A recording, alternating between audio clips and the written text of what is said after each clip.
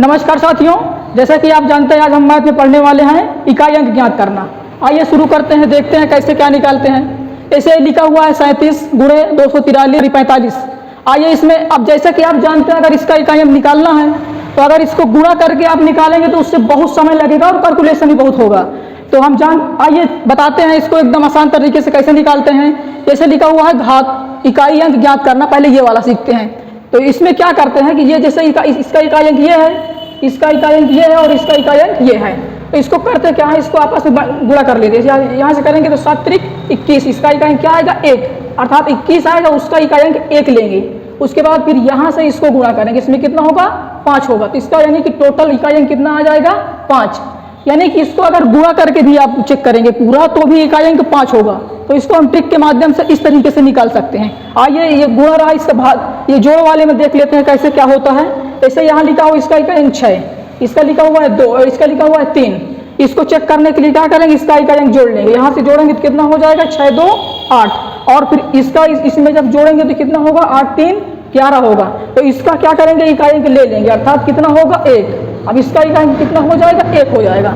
आइए इसी क्रम में बढ़ते हुए हम देखते हैं कि घातों का इकाई अंक कैसे ज्ञात करते हैं, ताकि ये वाले तो आसानी से हो जाते हैं, सभी लोग कर लेते हैं, दिक्कत होती है घातों वाले में। तो आइए चेक करते हैं हम घातों वाला इकाई अंक कैसे ज्ञात करते हैं। तो आइए देखते हैं, जैसे लिखी हुई संख्या 0 1 5 6, यानी कि इन संख्याओं के घात में कुछ भी हो।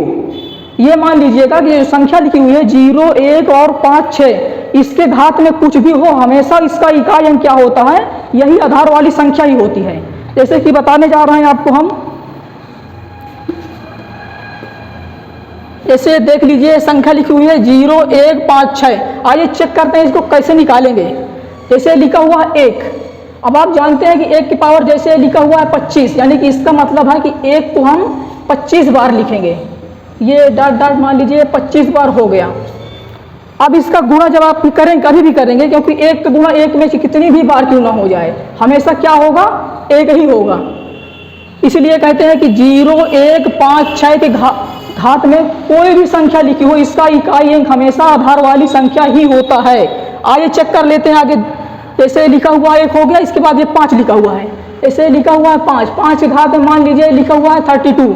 आइए देखते हैं, इसका मतलब यह है कि 5 को 32 बार लिखा गया है। ये डॉट डॉट डॉट ये हो गया। अब इसको चेक करने के लिए हम जैसे 5 से गुणा करेंगे, इसमें 25 होगा, फिर इसका इकाई अंक लेंगे, फिर इसमें करेंगे, फिर 25 होगा, लास्ट में लेकिन 5 ही 5 आएगा। तो ये कितनी बार ही क्यों ना लिखा हो, इसका हमेशा इकाई अंक क्या होगा 5 ही होगा। आइए इसी तरीके देखते हैं आगे 6 की क्या कहता है। जैसे लिखा हुआ है 6, अब 6 के घात में जैसे लिखा हुआ है ये 42। अब इसको भी इसी तरीके, इसका मतलब यह है कि 6 को 42 बार लिखा गया है, ये हो गया 42।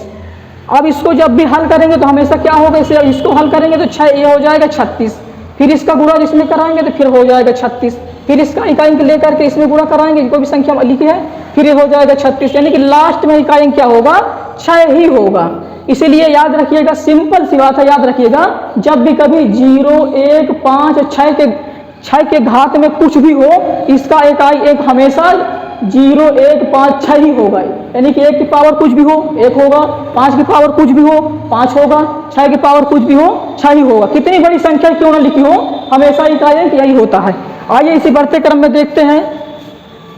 जैसे ये लिखा हुआ है 2 3 7 और 8, अब इसके घात में देखते हैं क्या होता है। यानी कि 2 3 7 8 के घात में कुछ भी हो, इसमें इसका रोल थोड़ा सा चेंज है। इसे लिखा हुआ है 2 की पावर, ये लिखा हुआ है, यहाँ से देख लीजिए ये लिखा हुआ है 2 की पावर 17। इसको चेक करने के लिए बेसिकली क्या करते हैं, 2 3 और 7 वाले रूल में क्या करते हैं, इसके जो ये होता है इसमें 4 का भाग करते हैं। जब 4 का आप भाग करेंगे तो यहाँ देखते हैं कि शेष 1 आएगा, अर्थात जो 1 बचा है उसको 2 के घात में 1 लगा के देखेंगे, यहाँ से कितना आ जाएगा 2, अर्थात इसका इकाई अंक हमें क्या होगा 2 ही होगा। आइए देखते हैं 3 वाले में फिर क्या करते हैं। ऐसे लिखा हुआ है 3 और इसके घात में क्या लिखा हुआ है, ये लिखी हुई कोई भी संख्या 153 लिखा हुआ है।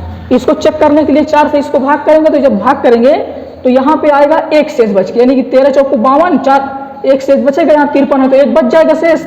तो इसी 3 के घात में 1 लगा के देखेंगे, इसका क्या आएगा 3 आएगा। आइए और देखते हैं आगे।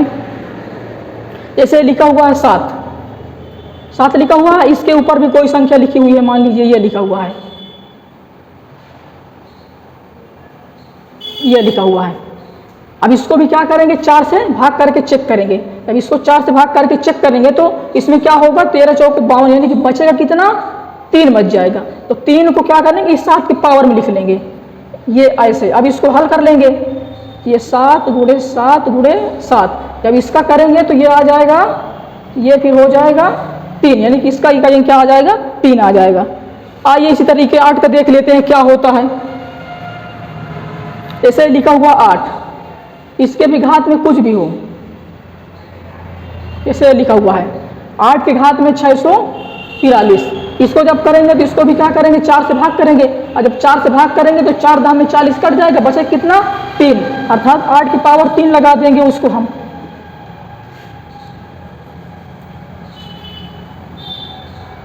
आठ की पावर 3 लगाएंगे,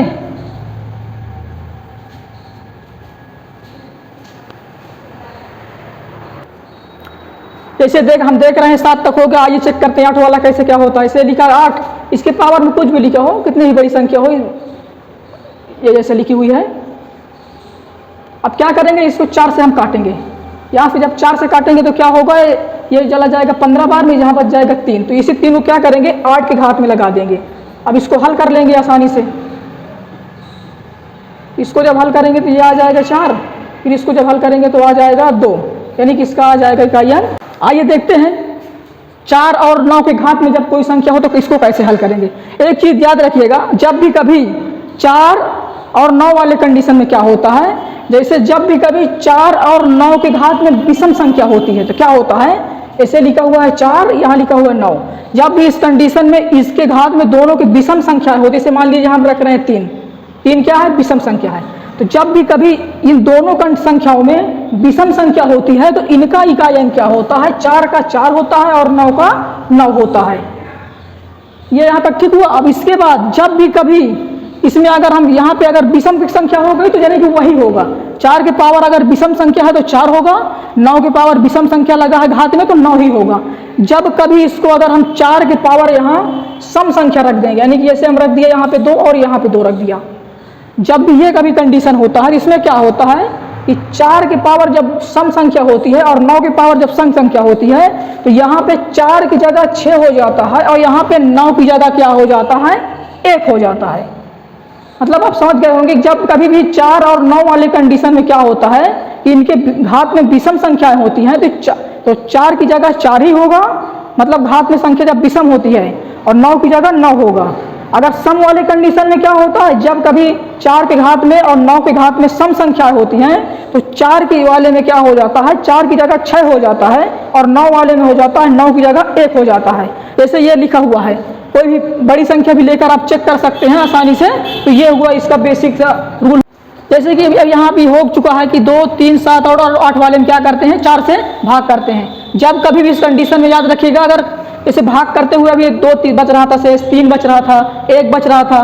एक कंडीशन और याद रखिएगा, जब भी कभी भाग देते समय 4 से पूरी तरह कट जाए, इसे ये देखिए लिखा हुआ है 8 के पावर, ये लिखा हुआ है 24। अब यहाँ आप क्या करेंगे, 4 से इसको भाग करेंगे, 4 से भाग करेंगे तो क्या होगा, ये पूरा कट जाएगा, अर्थात यहाँ पे क्या बचेगा, 0 बचेगा। तो याद रखिएगा इस कंडीशन में क्या करते हैं, जैसे ये बचा हुआ है 8 की पावर 0, तो इस कंडीशन में क्या करते हैं, जब भी कभी 4 से भाग देते समय पूरा कट जाए तो क्या करते हैं, उसकी पावर में 4 लगा देते हैं। जैसे यहाँ हम भाग दिए और पूरा कट गया, बचा 0, तो यहाँ 8 की पावर 0 नहीं लिखेंगे, यहाँ क्या करेंगे, इसी 8 की पावर में 4 लगा देंगे। अब इसको क्या करेंगे, हम उसी तरीके से हल कर लेंगे। अब इसका इकाई अंक हम ज्ञात कर लेंगे। तो याद रखिएगा, जब भी कभी इस कंडीशन में 4 से भाग देते समय पूरा कट जाए तो क्या करना है, उसके पावर में 4 लगा के हल कर लेंगे। उम्मीद है कि आप लोगों को समझ में आया होगा।